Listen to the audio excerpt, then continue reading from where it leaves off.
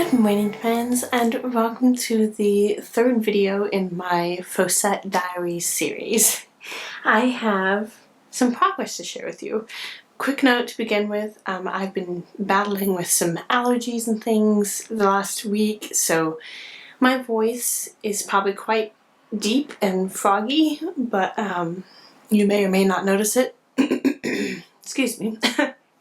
I feel like a lot of times when I'm watching videos and people say something about that, I haven't even noticed it.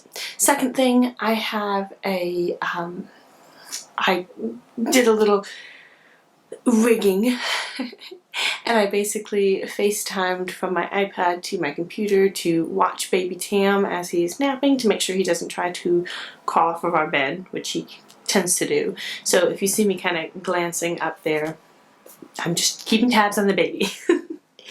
Anyway, to the knitting. So I have made a decent chunk of progress and I'm very, very happy with it. For those of you that are just now tuning in, the Fosette is a beautiful, beautiful pattern that is designed by Devin of the Knitty McPurly podcast, and it is this gorgeous pattern that has all of the color work and mosaic color work. It has this beautiful texture detail. The pattern does actually include baubles. This is something I have completely forgotten to mention in the last two videos.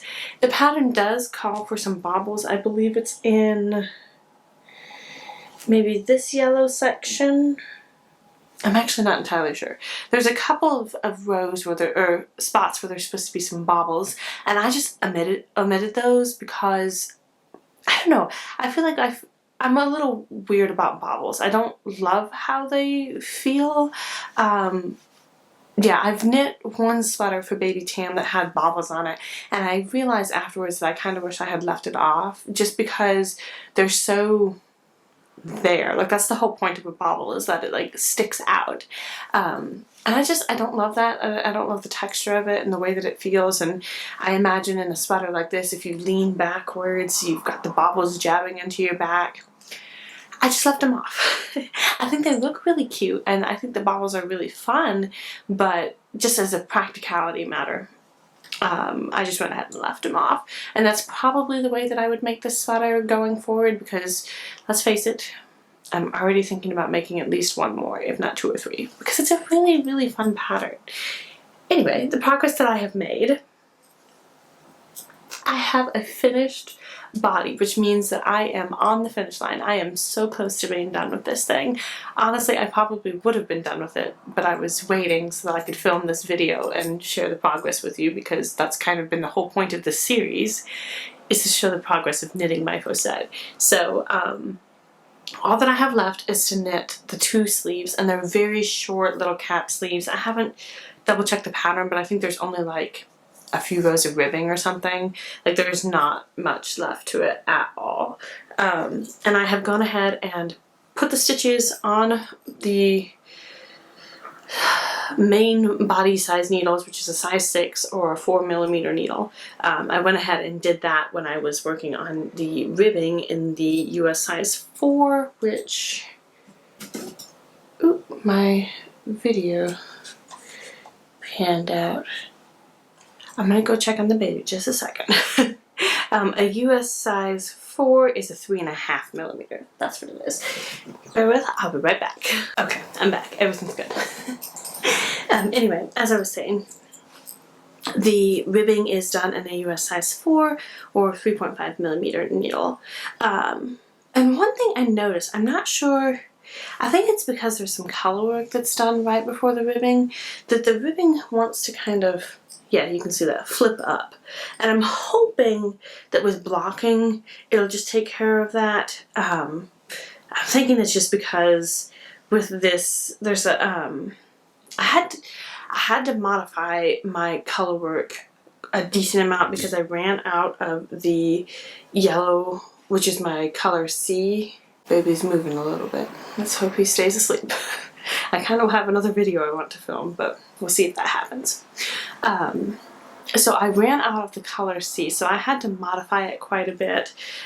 As I think I mentioned last time, this section, this colorwork section here, is actually supposed to have the color C in it, but I already knew that I was going to be short, and I knew I wanted to have just a pop of it at the bottom, so I went ahead and just did this colorwork section with just colors A and B, and then I used up every last little bit that I had of color C down here, and I actually ended up, I ran out partway down. My goodness. I'm gonna have to do some fixing. It looks like I've got some laddering going on here. That's okay. I can fix that.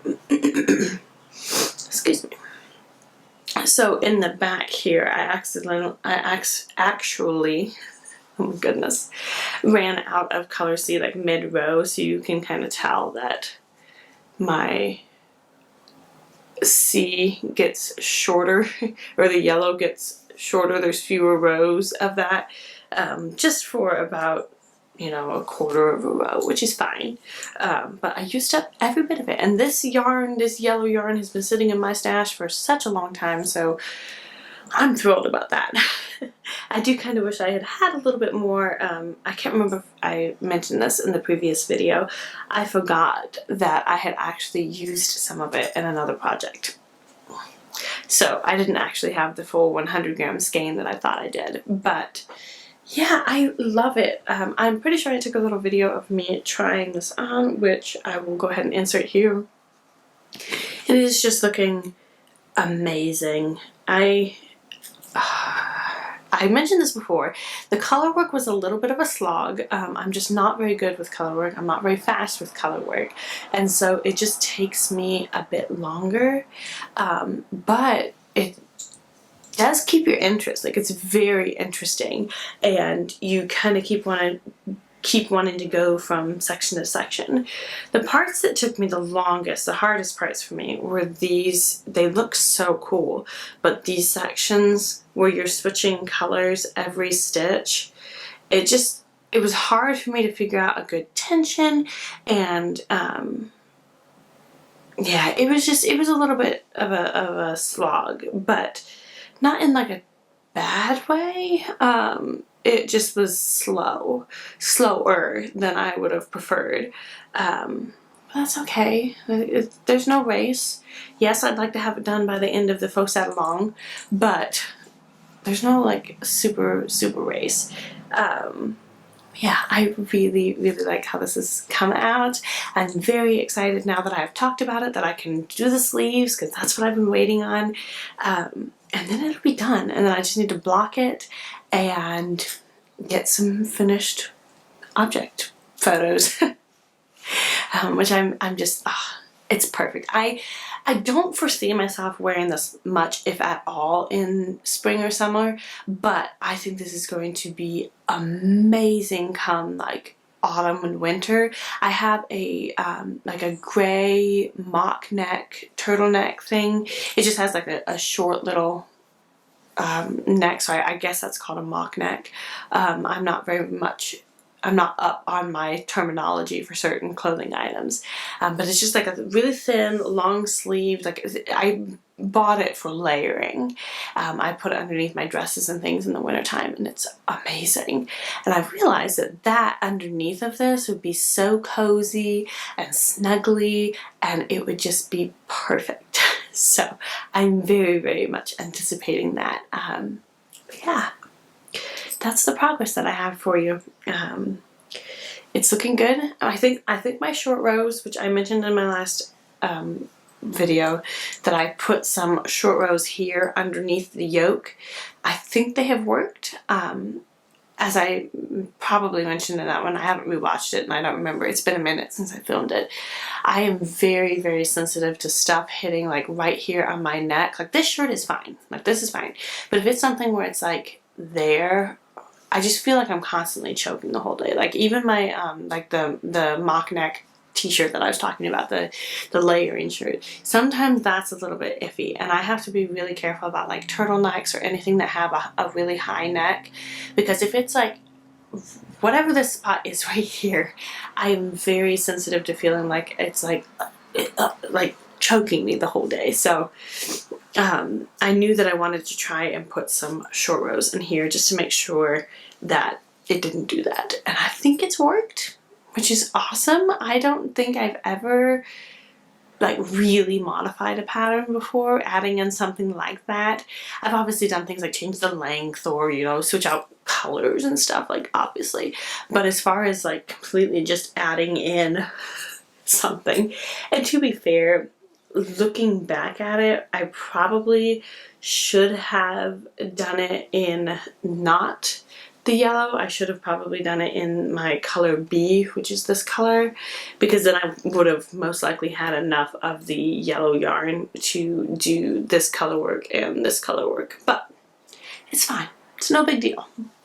So that's where we're at. I'm very, very excited to get these sleeves done and check back in with you before the end of June for the end of the Fosette along, because that's why I'm knitting this, and also I've been wanting to knit this, so yeah. Anyway, thank you so much for watching and tuning in today. I hope that you have a wonderful, wonderful day, and I will see you soon on the next one. Bye!